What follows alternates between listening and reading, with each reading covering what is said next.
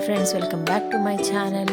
ಇವತ್ತು ನಾವು ಮಾಡ್ತಾ ಇರೋದು ಒತ್ತು ಶಾವಿಗೆ. ಅದಕ್ಕೆ ಬೇಕಾಗಿರೋ ಪಾನಕಕ್ಕೆ ಬೇಕಾಗಿರೋ ಇಂಗ್ರೀಡಿಯೆಂಟ್ಸ್: ಗಸಗಸೆ, ಹುರ್ಕೊಂಡಿರೋ ಗಸಗಸೆ, ಬೆಲ್ಲ, ಒಣಗಿದ ಕೊಬ್ಬರಿ, ಸ್ವಲ್ಪ ಹಸಿ ಹಾಲು. ಇದನ್ನೆಲ್ಲ ಸ್ವಲ್ಪ ಮಿಕ್ಸಿಗೆ ಹಾಕ್ಕೊಬೇಕು.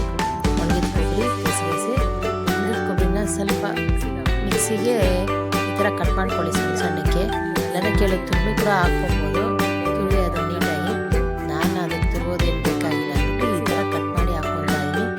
ಬೆಲ್ಲನ ನೀಟಾಗಿ ಸ್ವಲ್ಪ ಆ ಥರ ಸಣ್ಣ ಸಣ್ಣಕ್ಕೆ ಅದನ್ನು ಇದು ಮಾಡ್ಕೊಬೇಕು, ಪೌಡ್ರ್ ಮಾಡ್ಕೊಬೇಕು. ನೋಡಿ, ಆ ಥರ ಸಣ್ಣ ಪೌಡ್ರ್ ಮಾಡ್ಕೊಬೇಕು. ಇದನ್ನೆಲ್ಲ ಪೌಡ್ರ್ ಮಾಡ್ಕೊಂಡು ಮಿಕ್ಸಿಗೆ ಗಸಗಸೆ, ಒಣಗಿದ ಕೊಬ್ಬರಿ, ಬೆಲ್ಲ, ಹಾಲು, ನೀರು ಬೇಕಾಗಿ ಸ್ವಲ್ಪ ಹಾಲನ್ನ ಹಾಕೊಂಡು ಮಿಕ್ಸಿಗೆ ಹಾಕ್ಕೊಂಡು ನೋಡಿ ಈ ಥರ ಪೇಸ್ಟ್ ಆಗುತ್ತೆ.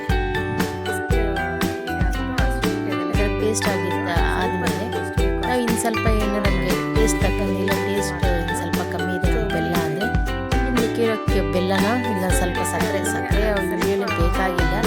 ಪಾನಕಕ್ಕೆ ಯಾವಾಗಲೂ ನಾವು ಬೆಲ್ಲನೇ ಹಾಕೋದು.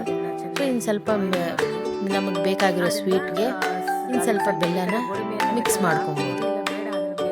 ಯಾವಾಗಲೂ ಅಷ್ಟೇ ಬೆಲ್ಲನ ಸ್ವಲ್ಪ ನುಣ್ಣಗೆ ಮಾಡ್ಕೊಂಡು ಸ್ವಲ್ಪ ತರಿ ಆಗಿದ್ರೆ ಅದು ಕರ್ಗೋದು ಸ್ವಲ್ಪ ಕಮ್ಮಿ ಆಗುತ್ತೆ.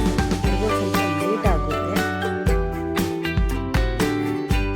ಈ ಥರ ಮಿಕ್ಸ್ ಮಾಡಿಕೊಂಡು ಚೆನ್ನಾಗಿ ಅದನ್ನು ಸ್ಟವ್ ಮೇಲೆ ಎಷ್ಟು ಬೇಕೋ ಅಷ್ಟು ನೀರನ್ನ ಹಾಕಿ ಸ್ಟವ್ ಮೇಲೆ ಇಡಿ. ಸ್ಟವ್ ಮೇಲೆ ಇಟ್ಟ ಅದು ಸ್ವಲ್ಪ ಉಪ್ಪು ಬರಬೇಕು. ಇದು ಪಾನಕ.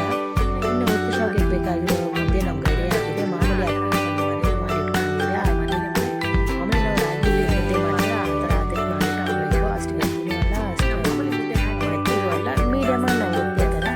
ನೋಡಿ, ನಮ್ಮದು ಇವಾಗ ಇದು ಗಸಗಸೆ ಪಾಯಸ ರೆಡಿ ಆಗಿದೆ.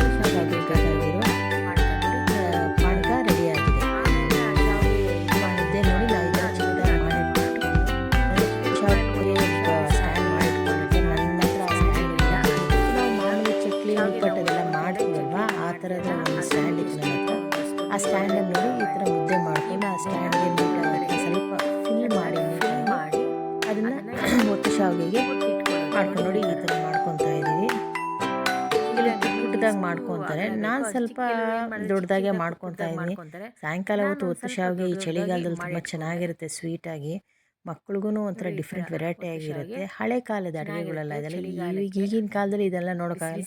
ನೂಡಲ್ಸು ಅದು ಇದು ಅಂತ ಹೇಳ್ತಾರೆ. ಮಕ್ಕಳಿಗೆ ಆಗಿನ ಕಾಲದ ಅಡುಗೆ ಸ್ವಲ್ಪ ಮೇಲೆ ಹಾಕಿದ್ರೆ ಮಕ್ಕಳು ಕೂಡ ಟೇಸ್ಟಿಯಾಗಿ ತಿಂತಾರೆ. ಅದ್ರ ಮೇಲೆ ಸ್ವಲ್ಪ ನೋಡಿ ಈ ಥರ ಸ್ವಲ್ಪ ಕಡಲೆಪಪ್ಪು ಪೌಡ್ರ್ ಹಾಕ್ಕೊಂಡು ಮಿಕ್ಸಿಯಲ್ಲಿ ಕಡಲೆಪಪ್ಪು ಪೌಡ್ರ್ ಏನಕ್ಕೆ ಹಾಕ್ತೀನಿ ಅಂದರೆ ಸ್ವಲ್ಪ ಟೇಸ್ಟಾಗಿ ಚೆನ್ನಾಗಿರುತ್ತೆ. ಹುರ್ಗಡ್ಲೆ ಸ್ವಲ್ಪ ಹುರ್ಕೊಂಡು ಅದನ್ನ ಪೌಡ್ರ್ ಮಾಡಿ ಇಟ್ಕೊಳ್ಳಿ. ಮಕ್ಕಳಿಗೆ ಮಂದ ಆಗೋದು ಆ ಥರ ಎಲ್ಲ ಆಗಲ್ಲ. ಕಡಲೆಪಪ್ಪು ಪೌಡ್ರ್ ಹಾಕೊಂಡ್ರೆ ಇದು ಥಿಕ್ನೆಸ್ ಮೇಂಟೈನ್ ಆಗುತ್ತೆ ನಮಗೆ. ಒತ್ತು ಶಾವಿಗೆ ಇದು ಚೆನ್ನಾಗಿ ನೋಡಿ. ಇದ್ರ ಮೇಲೆ ಪಾನಕ ಈ ಥರ ಹಾಕ್ಕೊಂಡು ನೀಟಾಗಿ ಸ್ವಲ್ಪ ಆಡ್ಲೋ ಥರ ನೀಟಾಗಿ ಬಿಸಿ ಬಿಸಿ ಸ್ವಲ್ಪ ಈ ಥರ ಪಾನಕ ಹಾಕ್ಕೊಂಡು ಮಕ್ಕಳು ಕೊಟ್ಟರೆ ವೆರೈಟಿ ಆಗಿರುತ್ತೆ ತಿನ್ನೋದಕ್ಕೆ. ನಮ್ಗೆ ಈ ಹಳೆ ಕಾಲದ ಅಡುಗೆ ಯಾವಾಗಲೂ ಎವರ್ ಗ್ರೀನ್ ಅಡುಗೆ ನಮ್ಮ ಈ ಅಡುಗೆಗಳೆಲ್ಲ. ಸೊ ಒತ್ತು ಶಾವಿಗೆ ರೆಡಿ ಆಗಿದೆ ನಮ್ಮ ಹಳೆ ಕಾಲದಿಂದ ಒತ್ತು ಶಾವಿಗೆ. ಈ ಒಂದು ವ್ಲಾಗ್ ಇಷ್ಟ ಆಗಿದೆ, ನನ್ನ ಈ ವ್ಲಾಗ್ ಇಷ್ಟ ಆಗಿದೆ, please like, share and subscribe to my channel vlogs with Asha. Thanks for watching.